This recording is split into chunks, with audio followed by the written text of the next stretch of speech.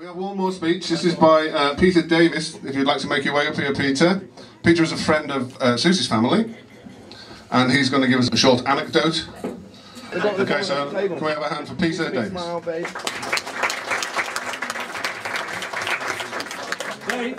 David. Oh. Sorry, I just think that everybody's as tall as me. Thank you.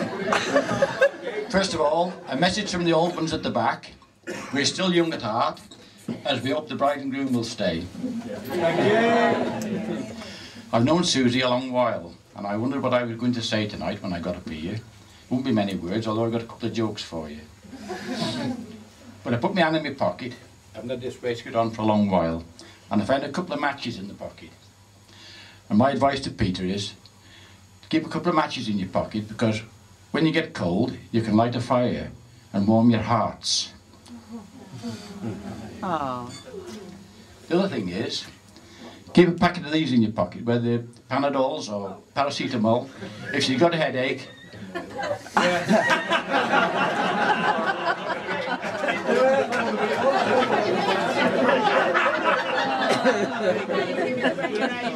this chap died and he went to heaven, and he gets to pearly gates and he couldn't get in, and anyway somebody comes along, St. Peter I think it was, and he said, I just got to ask you a few questions, he said, before you can come in. He said, what sort of a man was you down there? Oh, he said, I was a bit of a lad. He said, I had more than one woman than my wife, he said, and he said, well, a bit of a jack the lad, really, he said. Oh, well, he said, there's an old Minnie over there. He said, you can have that to ride round the clouds with. Oh, off he goes, and he was just about to go, and he heard something else. He stopped to wait, see what was happening. Another chap come up, and same thing like, you know, one of those few questions. He said, oh, my man, he said, what was you like down there? Oh, he said, I was a man of the cloth, he said, very faithful to my wife, he said, never had another woman, he said, perhaps drunk a little bit too much at communion, he said, but that goes with the job though, doesn't it, he said. Oh, right, he said, well, you can have that Rolls Royce over there, he said, a silver cloud.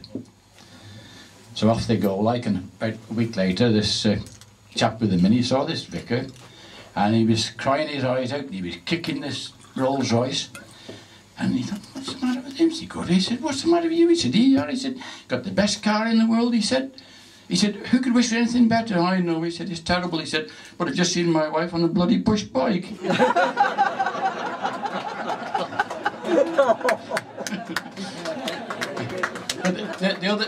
This story is true, perfectly true.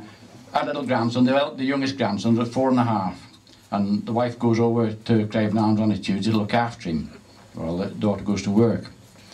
And he was on holiday, through the holidays there, and he was playing in the front room, and she was doing the housework in the kitchen, and he decided he wanted to go to the bathroom, which is downstairs. Well, the catch on the door is hopeless, doesn't do anything. So she just got in there and sat down, and he comes belting him. Nana, I want a wee-wee. Well, you'll have to wait, she says, because I'm doing one. Oh.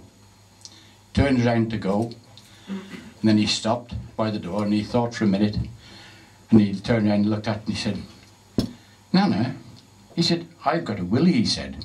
Have you got a mermaid? Well, all the best to Sue and Pete. God bless you both. Thank you, Peter. Cheers.